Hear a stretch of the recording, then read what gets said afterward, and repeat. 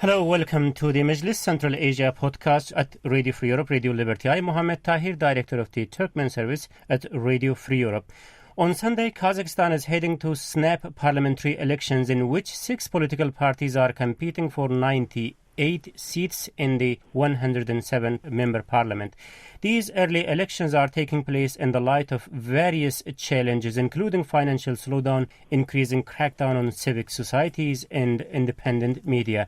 There is no doubt that the President's Nur Otan party will secure majority of seats, but as the country going through turbulent days, we discuss what are at stake for the authorities and people at large in this election.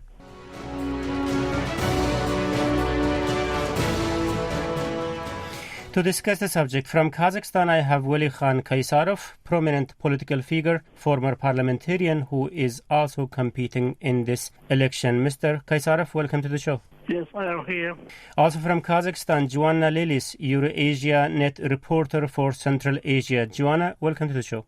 Thank you very much. From Prague, Bruce Pannier, editor of Radio Free Europe, Radio Liberty, Central Asia blog, Kishlak Awazi, is with me, together with Yerjan Karabekov, journalist with Kazakh service of Radio Free Europe, Radio Liberty. Welcome, gentlemen, to the show. Thank you. Thank you. So, on Sunday, we have 2 elections taking place in Kazakhstan, one for the parliament, the other for the local council. What are the parties and who are the candidates competing in this election? Let's start with you, Mr. Kaysarov. Yeah, we have 6 political parties that is involved in this election process. But we really can say that only one party is a real opposition party. So really this election will show which party is really the people party that defends the interest of population. The reason of this election is, as they say, that Nur Otan, as the governor party, really can't challenge the economic and social problems that are in Kazakhstan. And the election should be in the January next year. But the economic problems is so hard, and the social problems is also so hard that Nur Otan really is not sure that they will get in victory in the next election. This is the reason, I think. Okay, we will go to that, Mr. Kaysarov. Joanna, and maybe you want to jump in here. We know what kind of challenges Kazakhstan is facing today. So looking into the list of candidates, what do you see there? How relevant are they to face the challenge, to do what is needed to them? And what are the promises of some of the major parties? Well, I mean, all the parties standing in the election in Kazakhstan that takes place on Sunday, not unnaturally given the circumstances, are fighting on an anti-crisis manifesto. And they're all saying that they're going to take action to mitigate the effects of this serious economic crisis in Kazakhstan and particularly on ordinary people. Now, some of the parties, for example, Akshol has a sort of pro-business slant. Others are more left-leaning. Obviously, the Communist People's Party of Kazakhstan, also the Social Democratic Party. But I mean, what many commentators here in Kazakhstan are saying about that is that actually the manifestos are extremely similar. They may be a little bit more left-leaning here, a little bit more right-leaning here. But I think one of the main points that we should make about the election is it's not really about party political programs, and it's not really about manifestos, because in actual fact, in Kazakhstan, the party political scene is so extremely dominated by President Nazarbayev and his Nur Otan party that, many observers believe it's not really party politics in the classic understanding of the term, at least how it's understood in the West. Most of the parties are pro-presidential. There has been no hard-hitting criticism of President Nazarbayev or his ruling party during the campaign. So I think talking about party politics and manifestos can be a bit misleading in this situation. Bruce, before the discussion here in the Majlis, we were talking about some of the interesting figures and the candidates list. What does that say about the political future of the country and the government's preparedness or readiness to face those challenges? Well, of course, the Social Democrat Party, Mr. Kaisarov's party, has a lot of well-known and veteran opposition figures. So the population of Kazakhstan will know these people for many years as being, in some ways, critics of the government, but certainly independent thinkers that have their own program. The Nur-Otan Party is the one that really has caused me to think a lot ever since they had their nominating Congress at the end of January, because some of the people that they nominated just didn't seem to have any qualifications whatsoever to be running for political office. And in fact, I'm not even sure if they're that interested in being in politics. Gennady Golovkin, for instance, who's a fantastic boxer, but I question whether he has any of the political skills to be a good deputy. And, you mentioned at the start of the program that Kazakhstan is going through some really hard times. You would think that you would want the best and brightest minds in the country, people who really understand economics, infrastructure projects, things like that, to be the ones that you were putting forward as to be your candidates. And instead we have, the actor that played Nazarbayev, the young Nazarbayev in a movie about Nazarbayev, and singers and athletes, and this is the ruling party. This is the party that's going to get likely the bulk of the seats in this election on Sunday. And, it's entertaining for the population, I suppose, for now, but I don't see that they have any qualifications to be in the parliament. Yerjan, does it matter who's in the parliament in Kazakhstan? Yes, as Juliana said, we cannot fully accept a Western approach of political institutions. So many opposition activists and independent journalists in Kazakhstan say that we don't have a real parliament in Kazakhstan. That parliament became just a branch of president office to stamp new laws and so produce empty promises. So maybe that's why a lot of opposition activists and independent activists don't rely seriously on this campaign. For example, we have officially registered 2 opposition parties in Kazakhstan, and the government invited them to compete in this campaign, but one opposition party, Azad, they refused to take part in this campaign. Furthermore, they are saying that they wanted to dissolve this party, to close this party formally, but government somehow playing bureaucracy not to this party totally removed from the justice ministry list, because maybe authorities need to show up that they have a lot of opposition parties. And a second opposition party, OSDP, use this campaign to promote their political agenda. And interesting that they missed previous parliament elections. They just stood away from campaign. So, and when we saw the situation when previous Majlis was dissolving itself, they were claiming that economical crisis and economical so-called difficulties are pressing them to dissolve this Majlis. But now we see in the party lists a lot of non-political figures. For example, as Bruce said, this young actor Nurlan Alimjanov, who played Nazarbayev character in his personality of culture movies. So we see singers. So there is plenty of pessimism on that matter. Yeah, I want to come to the real issues, obviously, but there are 2 things taking place on Sunday, right? One is the parliamentary elections. The other is the elections for the local council. Is it what you say? Yes, maslihat. Maslihat, for maslihats. Right. Yes. And we know, as you say, Yerjan, that the role of parliament is not more than a body to extend Nazarbayev's orders and everything. What about the other one? It seems to be more genuine kind of elections. Let's bring maybe here Mr. Kaysarov. What about the local election? Is it any better than the parliamentary election, Mr. Kaysarov? No, I don't think that there is any differences between parliament, the former parliament elections and former elections in the local parliaments. because the whole governors and all administrators in the domestic places are only the members of the Nur Otan party. They all are members of the ruling party. So, as you know from the news, you maybe know that all leaders that self-nominated to the Maslihat in the local parliaments, they are all fused by the local administrators. So the reason I think that the politics is to make the deputies only the members of the ruling party.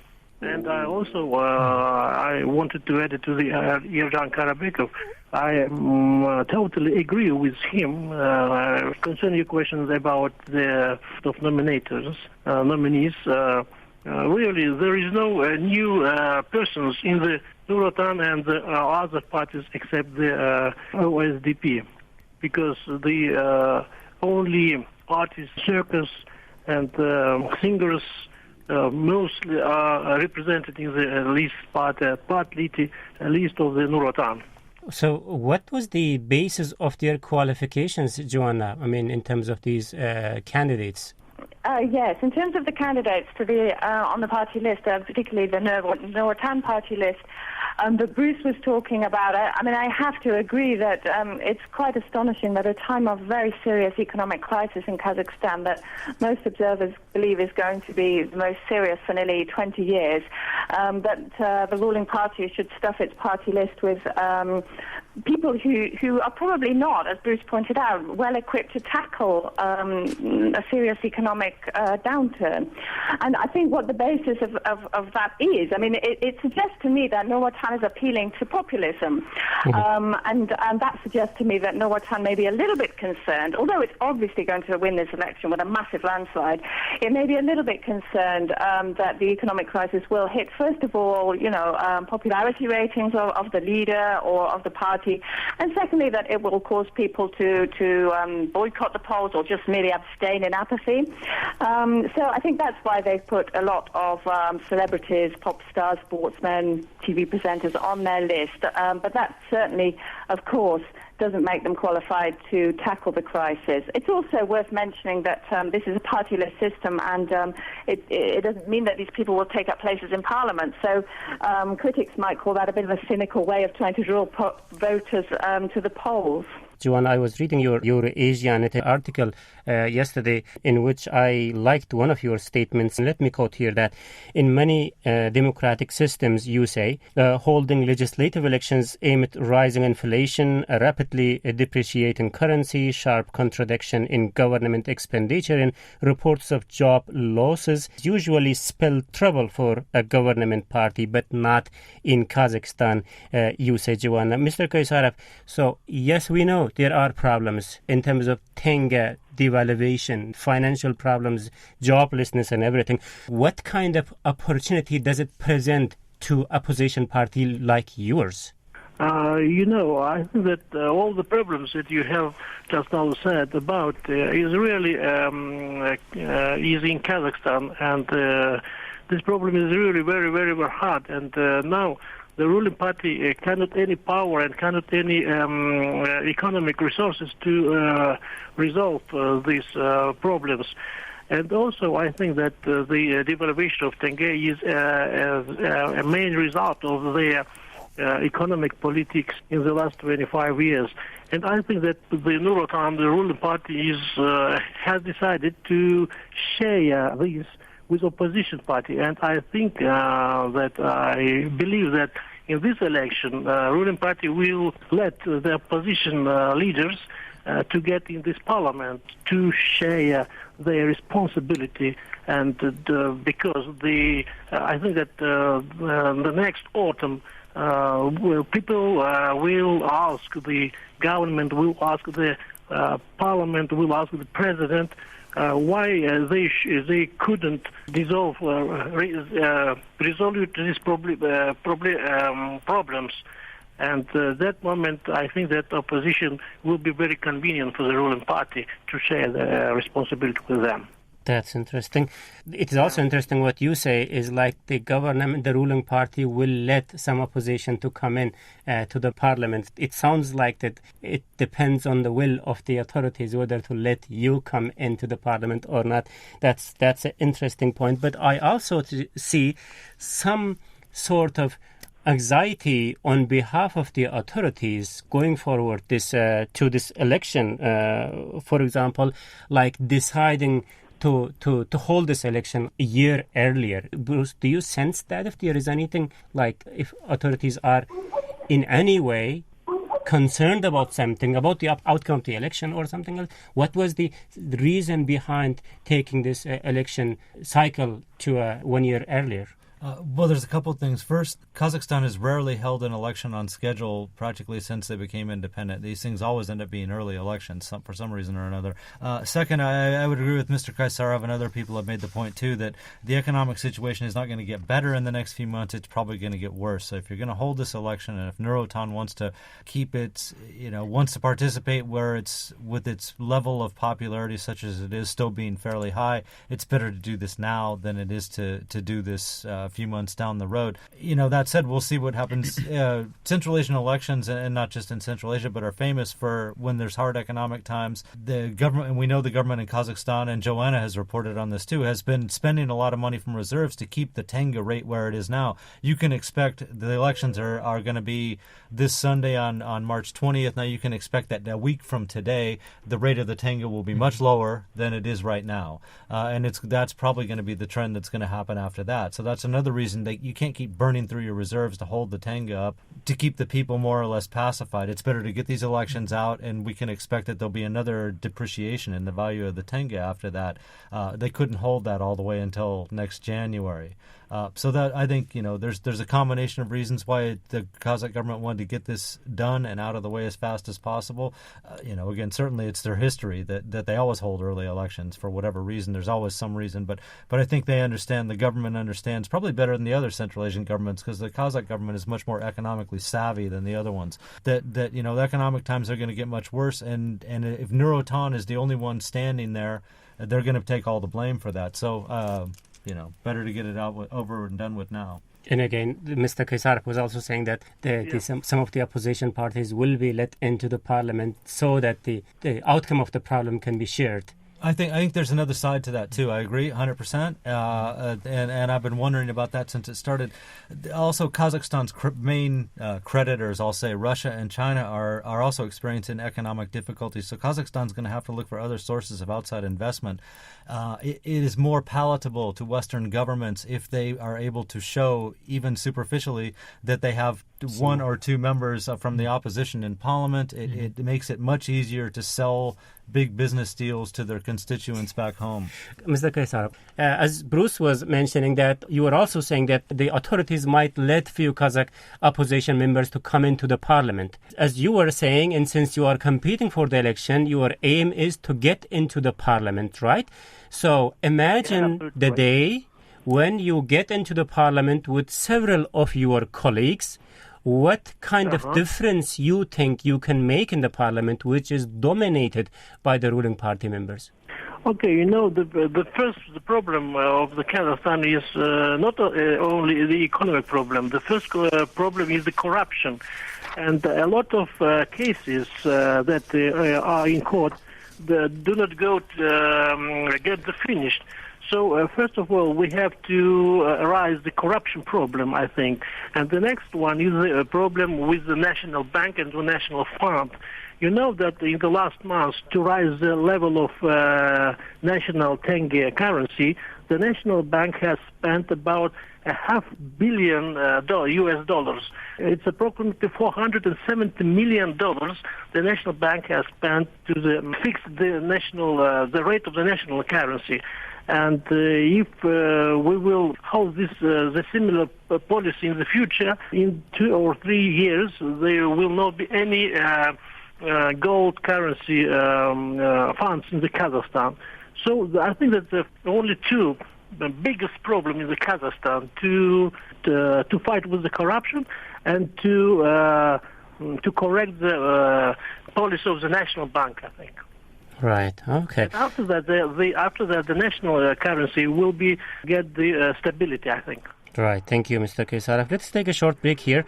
When we come back, we will discuss status and nature of opposition parties and their inability to break through in Kazakhstan and their reasons. Let's take a short break.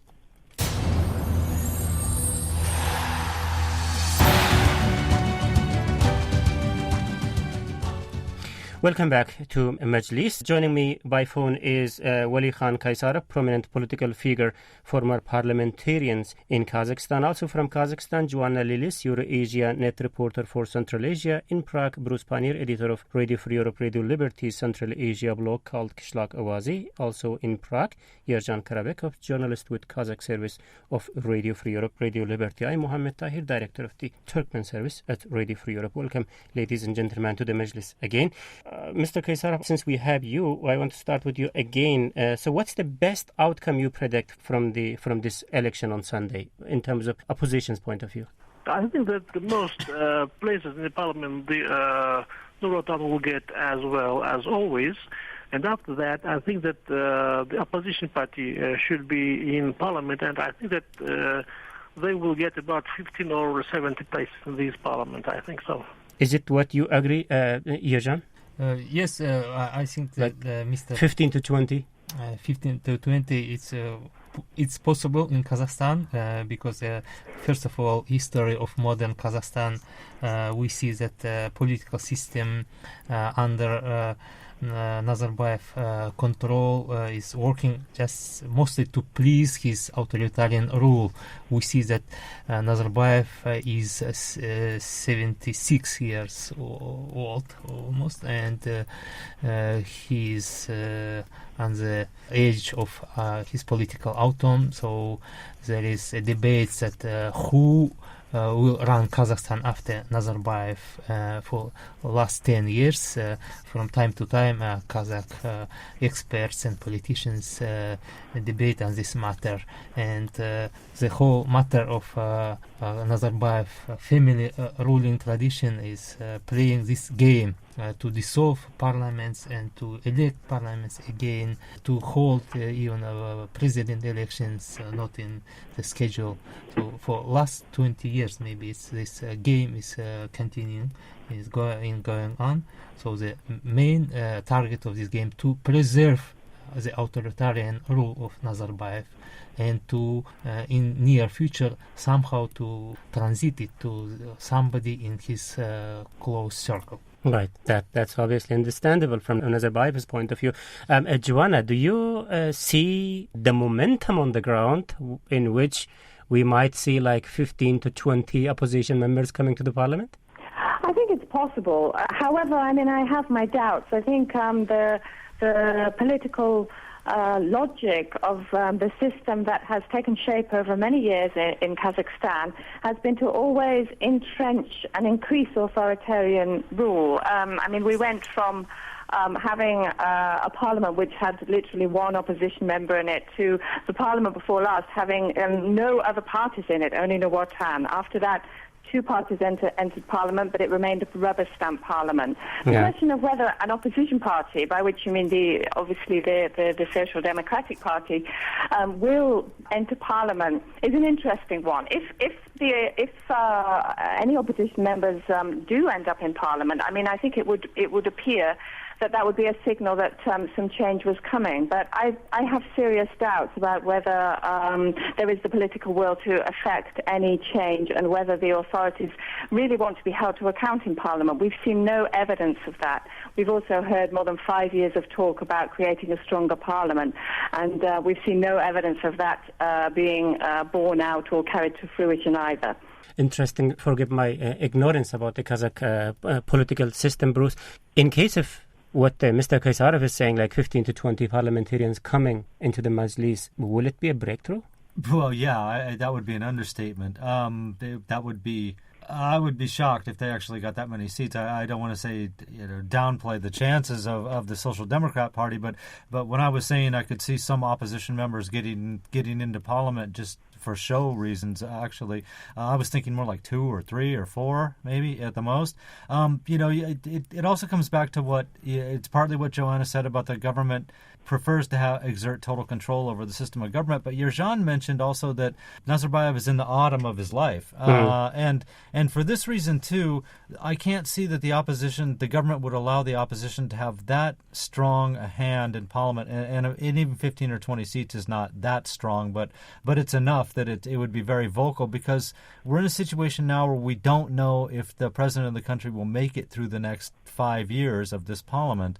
And that being the case, there are other people in Nazarbayev's inner circle who want to make sure that the transition, once he goes, will be as smooth as possible. And if you have 15 or 20 opposition figures in the parliament, they're going to make a lot of noise, about the transition process. And so that's why I don't think that we would see something like that just yet. Some, for show purposes, to say we do have a legitimate opposition in parliament, but not so many that they could be heard loudly.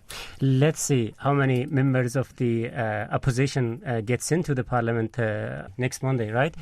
But Mr. Kaysarov's situation in Kazakhstan is obviously better than some of its neighboring countries like Turkmenistan, Uzbekistan, let's say even Tajikistan. But the fact that so far the opposition in Kazakhstan weren't able to make a breakthrough with number of members of the opposition coming to the parliament, what was the reason of failure, I would say here, of Kazakh opposition to make a breakthrough? I don't think that there is no reason to make a break of the election, because there is no another way to get the parliamentary places. Only revolution, but the people of the Kazakhstan does not support this idea. And there is no another way to get a parliament tribune, and I don't know. There is no another way to get the parliament. I know, but I'm saying is, do you have more freedom compared to Uzbekistan or Turkmenistan to present your platform, slogans, messages, and everything? But the fact that you weren't successful in the country, why is that? No, you are absolutely right that we have more freedom than in Turkmenistan, Tajikistan, even Uzbekistan. But this is the main reason the main reason of opposition is not only to say about problems. The main aim of opposition is to resolve this, fix this problem. And the only way to fix this problem is to get the government places or to get the parliament in places. So that's why I think that the election is the only legal way to make changes in the country. I understand. Joanna, you are in Kazakhstan. You have seen, I believe, several of similar elections in the country, right? So what are the lessons that Kazakh opposition can learn from the past experiences? Well, that's an interesting question, actually, as is the question of whether, the opposition is itself at fault for its lack of representation in the country, or whether that's more down to official repression of the opposition. I think one of the lessons to learn is that infighting will certainly not help the opposition gain political strength, and we've certainly seen a lot of infighting among sometimes egotistical opposition leaders in different parties. However, I have to say that I don't really personally believe that the opposition can't get ahead in Kazakhstan because of its infighting or because it is weak. The main reason that it is weak is because the authorities have not let any kind of viable opposition grow that would allow them to challenge the ruling power, and that the opposition has no access to media, mainstream media, no access to TV usually, apart from at this election time, and generally has very little recognition on the streets of Kazakhstan.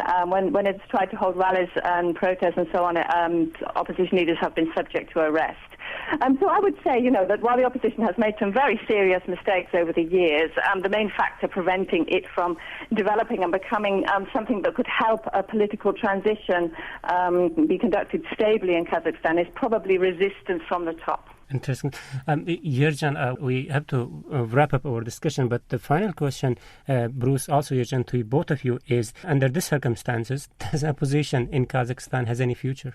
maybe we are we captured by some stereotypes in Western political circles that Kazakhstani opposition has more possibilities, is more free than the opposition in Turkmenistan or Uzbekistan. But on the other hand, I don't see much difference between authoritarian regimes in Central Asia. There is no big difference between tradition of repressions in Turkmenistan or in Kazakhstan and Uzbekistan. Difference only in numbers. Uzbekistan and Azerbaijan, for example, has hundreds of political prisoners. Tens of them were murdered last years.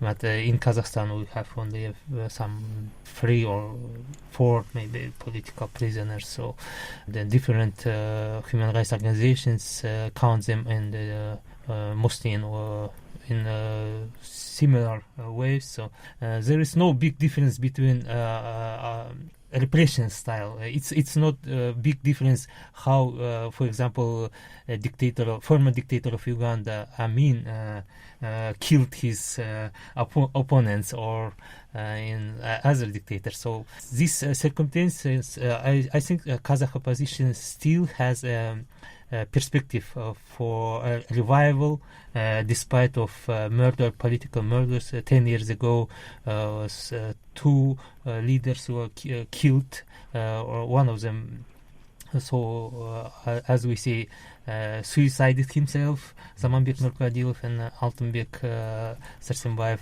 So despite these repressions, these political suicides and killings, I think Kazakh opposition still has a bright future, but only if general population will rise its civil activism, and civil activists will provide more lively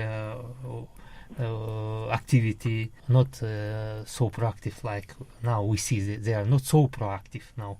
There is some reasons, but generally I think democratic society in Kazakhstan still has a good potential for future. Bruce, final words. What do you see, the future? I'm also going to be optimistic on this. We got to remember that it was just a little more than 10 years ago that the opposition really did have they were in parliament. They were never a majority, of course, but in their 1990s and headed into this century, the Kazakh opposition, there were several parties. They were able to get seats. They re-registered the parties a little more than 10 years ago, and that's when all the trouble started for the opposition.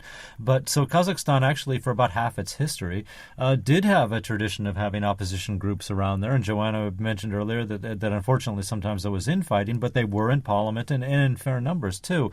That hasn't been forgotten. Again, Yerjan mentioned there's 2 opposition parties in the country, although only one is going to be in the elections on Sunday. And people haven't lost the spirit for that too. Unfortunately, Vladimir Kozlov, for instance, did try to register an opposition party. He's in jail. Unfortunately, his party never got registered, but it shows that there are still people out there who are thinking about this. So Kazakhstan does have something of a tradition of opposition parties in the country. It's been muted in the last few years, but it's certainly not gone. And it's really going to depend on the government, whoever becomes president after Nazarbayev, I think. Right. Thank you very much, Bruce Pannier, editor of Qishloq Owazi, Central Asia blog at Radio Free Europe, Radio Liberty, for your insightful comments. Also, big thanks goes to Wali Khan Kaysarov, prominent political figure, former parliamentarian in Kazakhstan, who is also competing on Sunday's election. And also from Kazakhstan, Joanna Lilis, Euro-Asianet reporter for Central Asia, and my colleague Yerjan Karabekov here in the studio, who is the journalist for the Kazakh service of Radio Free Europe, Radio Liberty. Thank you, ladies and gentlemen, for being part of the show. Thank you. Thank you. That's it from me, Mohammed Tahir, director of the Turkmen service at Radio Free Europe, Radio Liberty. Bye-bye.